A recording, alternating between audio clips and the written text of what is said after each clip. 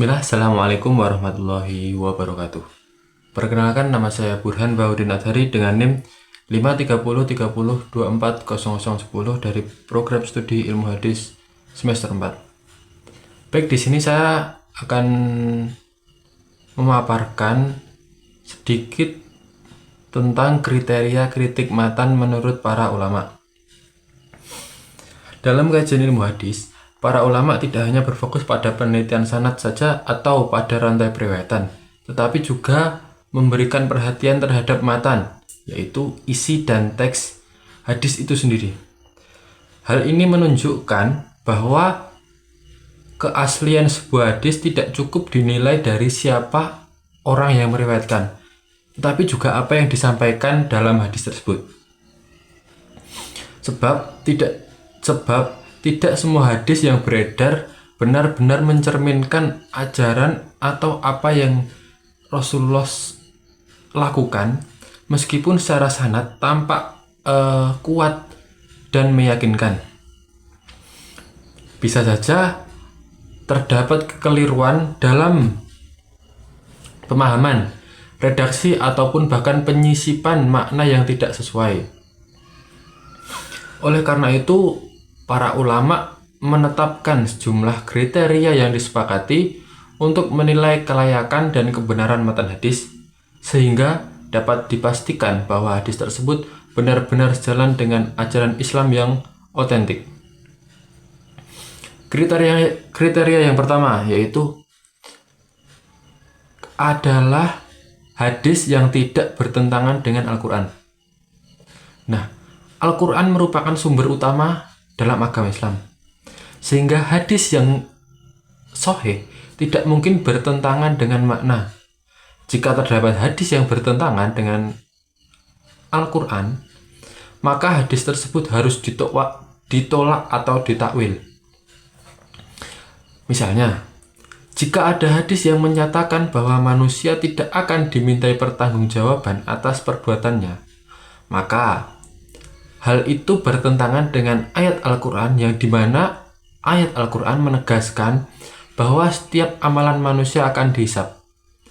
Nah, maka hadis yang seperti itu tidak dapat diterima. Lalu kriteria yang kedua, yaitu tidak bertentangan dengan hadis lain yang lebih kuat. Dalam ilmu hadis, terdapat tingkatan-tingkatan hadis, tingkatan-tingkatan kualitas hadis. Jika sebuah hadis bertentangan dengan hadis lain yang lebih sahih dan lebih kuat sanadnya, maka yang didahulukan adalah hadis yang lebih kuat sanadnya. Contohnya, jika ada hadis yang melarang suatu amalan, maka terdapat hadis lain yang lebih sahih dan lebih kuat yang justru menunjukkan kebolehan amalan tersebut. Maka hadis yang kuatlah yang dijadikan pegangan.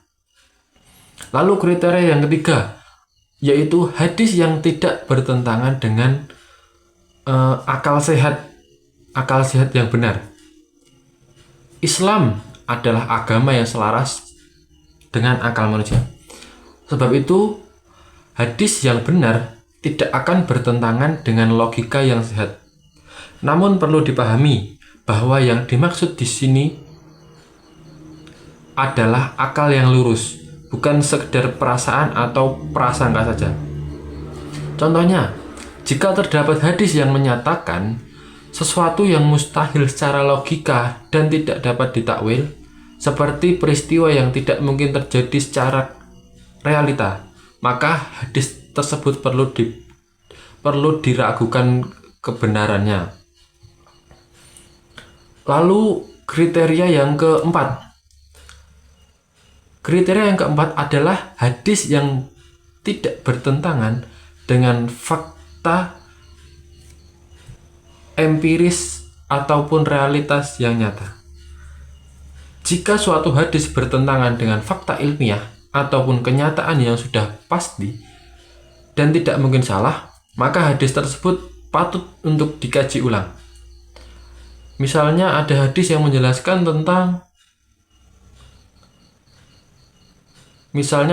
menjelaskan sesuatu yang secara pasti berhubungan dengan kenyataan yang sudah terbukti secara ilmiah dan tidak bisa ditafsirkan ulang, maka hadis tersebut tidak dapat diterima begitu saja.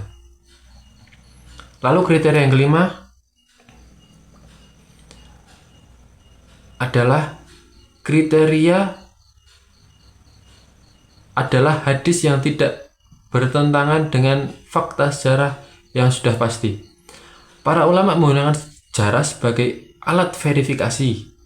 Jika suatu hadis menyebutkan kejadian tertentu, tetapi bertentangan dengan catatan sejarah yang valid, maka hadis tersebut dapat diragukan. Lalu yang kriteria yang keenam adalah hadis yang tidak mengandung unsur-unsur yang merendahkan Nabi. Rasulullah adalah sosok yang mulia, yang memiliki akhlak yang mulia. Oleh karena itu, isi hadis harus mencerminkan bagian dari kemuliaan tersebut. Jika ada hadis yang menggambarkan Nabi dengan sifat yang buruk, yang tidak pantas, atau bahkan menjelek-jelekkan, bertentangan dengan akhlak beliau, maka hadis tersebut patut untuk ditolak. Lalu kriteria yang ketujuh yaitu hadis yang tidak mengandung suatu hal-hal yang berlebihan ataupun tidak wajar. Ada hadis palsu yang seringkali mengandung janji-janji pahala yang terlalu dilebih-lebihkan atau ancaman yang tidak proporsional. Misalnya, hadis yang mengatakan bahwa melakukan amalan kecil mendapat pahala yang begitu besar, yang secara logis tidak masuk akal, seperti pahala banyak penabi atau pahala apapun itu yang kita melakukan hal kecil saja pahalanya tidak masuk secara akal, padahal tidak ada dasar kuatnya. Sebagai contoh, terdapat hadis yang berbunyi, orang yang paling kenyang di dunia akan menjadi orang yang paling lapar di akhirat. Hadis ini tidak bertentangan dengan Al-Quran, tidak bertentangan dengan akal, serta sesuai dengan nilai moral Islam yang mengajarkan untuk hidup sederhana. Oleh karena itu, hadis ini diterima sebagai nasihat agar manusia tidak berlebihan dalam kehidupan nyata. Sebaliknya, banyak contoh hadis palsu yang menjanjikan pahala luar biasa untuk amalan kecil tanpa ada dasar yang kuat. Hadis seperti ini biasanya ditolak karena mengandung unsur berlebihan dan tidak sesuai dengan prinsip umum dalam ajaran Islam. Baik, kesimpulan dari pemaparan yang telah saya sampaikan yaitu kritik terhadap matan hadis bertujuan untuk menjaga kemurnian ajaran Islam dengan menggunakan kriteria sesuai seperti dengan Al-Quran, seperti dengan hadis sahih lainnya, seperti dengan akal sehat, fakta, serta nilai moral. Para ulama berusaha memastikan bahwa hadis yang diamalkan itu benar-benar dari Rasulullah SAW. Dengan memahami kriteria-kriteria ini, kita dapat menerima hadis. Kita tidak hanya menerima hadis secara tekstual, tetapi juga secara kritis dan ilmiah, sebagaimana yang telah diajarkan oleh para ulama. Demikian yang dapat saya sampaikan. Kurang lebihnya mohon maaf. Nun wal qalam ya masturun fastabiqul khairat. Wassalamualaikum warahmatullahi wabarakatuh.